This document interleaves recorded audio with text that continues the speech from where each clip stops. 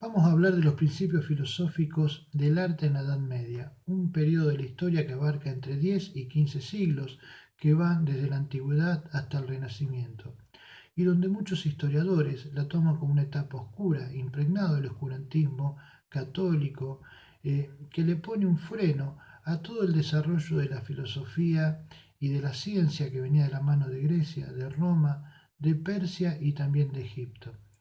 Pero va a haber otros historiadores que van a ser mucho más benevolentes con esta etapa de la historia y van a hablar de que en la Edad Media hubo desarrollo de la filosofía fundamentalmente proveniente eh, por parte de San Agustín y de Santo Tomás. Estos dos filósofos que están enmarcados en la corriente del idealismo objetivo, que tiene como principal referente a Platón, van a ser los que le den un cuerpo filosófico necesario a la doctrina católica para poder llevar adelante sus pretensiones de carácter imperial y consolidarse en el poder.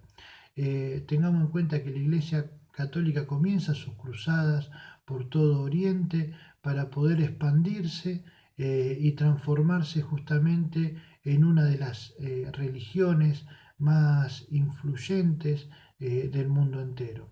Y también hay que decir que este periodo de la Edad Media cierra con lo que es la conquista de América, con la imposición de la fe cristiana en el continente americano y el saqueo de las riquezas y de las fuerzas productivas materiales y humanas que le van a dar a Europa la potencia necesaria para transformarse en el centro político, militar y económico del mundo y de esa manera poder influenciar en los destinos de la humanidad por gran parte de los siglos posteriores.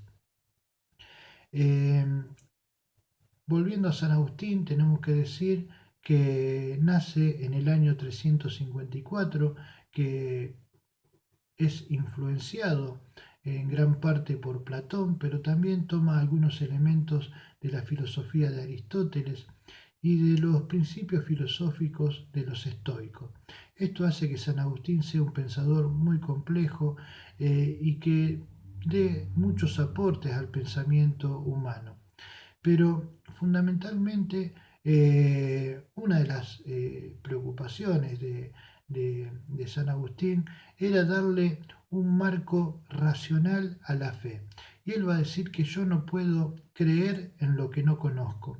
Necesito creer para conocer para creer y creer para conocer.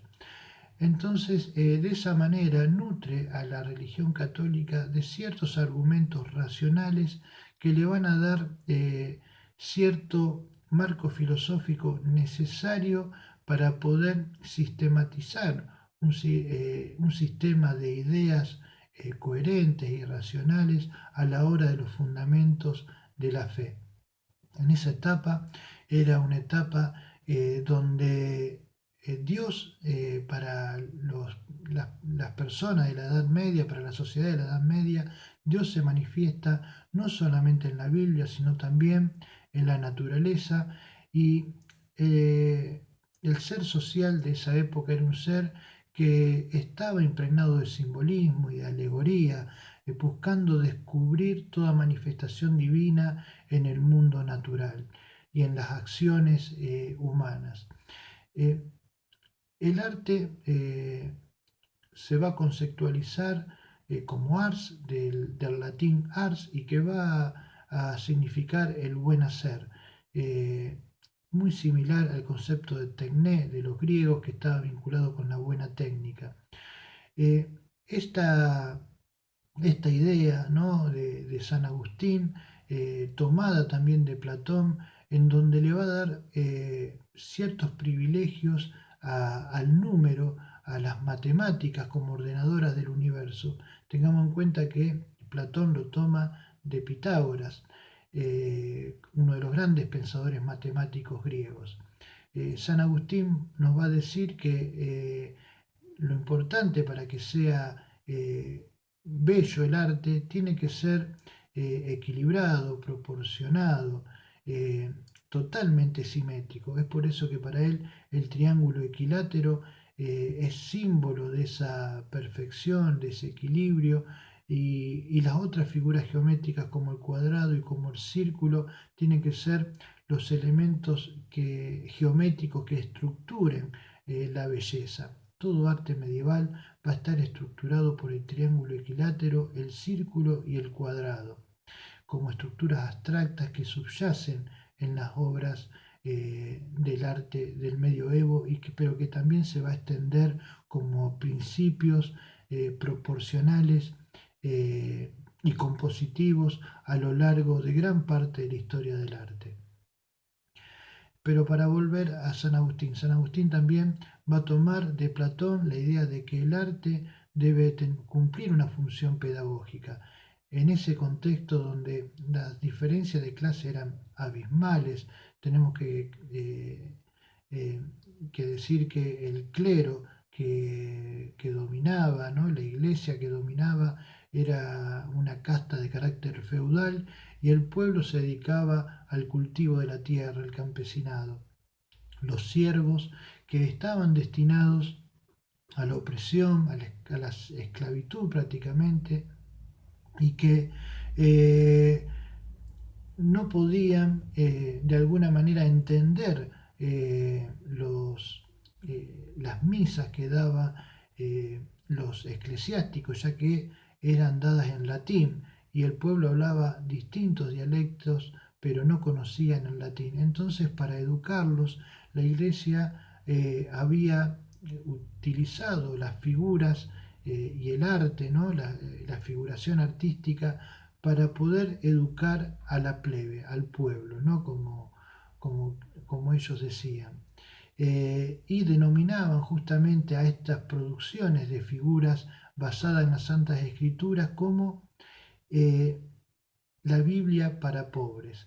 El arte se educaba a través de la imagen, a través de las producciones artísticas que iban haciendo en las iglesias y que le permitían a los fieles poder de alguna manera conocer narrativamente esas santas escrituras a través de las imágenes.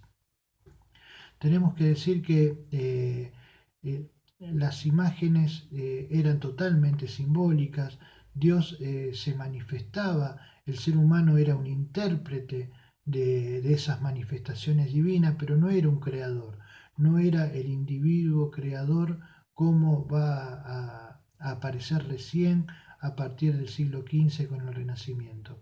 Acá San Agustín hace algunas diferencias entre las distintas artes. Él va a hablar de las artes liberales como las artes superiores, donde va a estar la escritura, la retórica, la dialéctica, y en otro orden va a estar también la matemática, la geometría, la astronomía y la música. Dentro de las artes que nosotros conocemos hoy, la música va a formar parte de este sector privilegiado de las artes liberales. Y por otro lado, en un segundo orden van a estar las artes mecánicas, donde va a estar la arquitectura.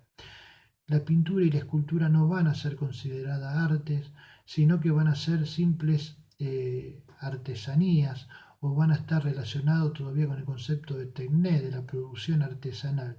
Es por eso que no vamos a encontrar en ese periodo ni pinturas ni esculturas firmadas por ningún productor de arte en esa época. Hay que tener en cuenta que el concepto artista no existía en ese momento, eran para ellos simplemente artesanos.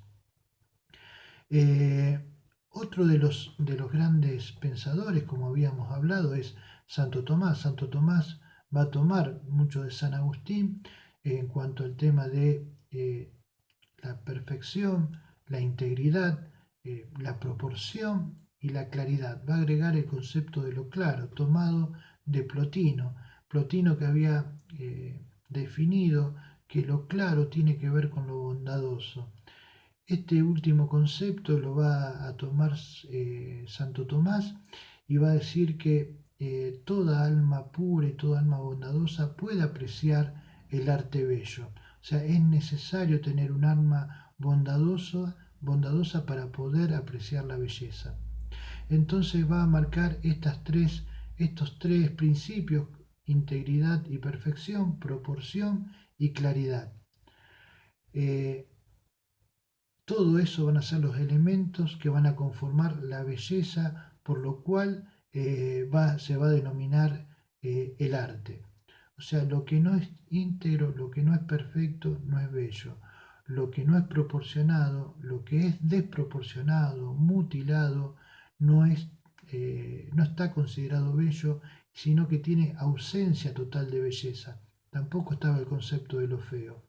Y lo mismo pasa con lo oscuro. Lo oscuro directamente es una ausencia de belleza, una ausencia de bondad, y está destinado, por una cuestión lógica, a ser vinculado con la maldad, ¿no? La idea de la oscuridad con la maldad.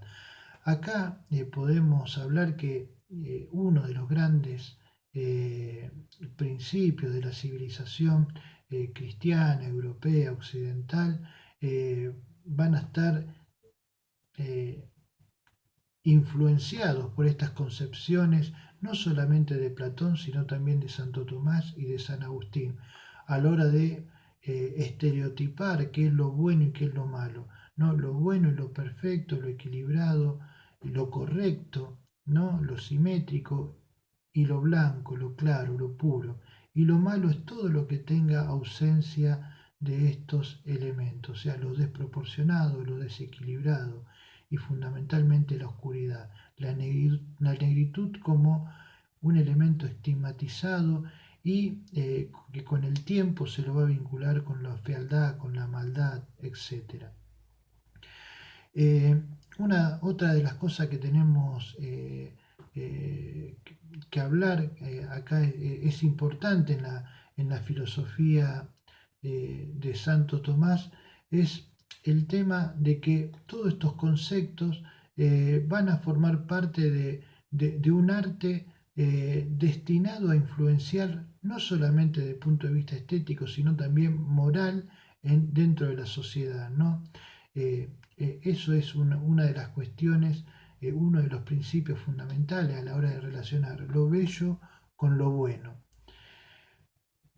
Eh, si nosotros analizamos el contexto en que se desarrolla el arte de la Edad Media y las futuras influencias para lo que van a ser las conquistas por parte de la Iglesia Católica, no solamente en sus ambiciones económicas y territoriales, sino también en su fanatismo, en luchar contra lo demoníaco, contra lo pagano, el destino que van a tener las civilizaciones y los pueblos originarios en América, tanto como las otras civilizaciones de carácter oriental, a las cuales los europeos la denominaban bárbaras, eh, van a ser un destino de tragedia, un destino de destrucción, teniendo en cuenta de que muchas de ellas van a van a tener otros principios estéticos basados tal vez en las deformaciones, o basados en la oscuridad, o en otros elementos que no van a encuadrar dentro de los principios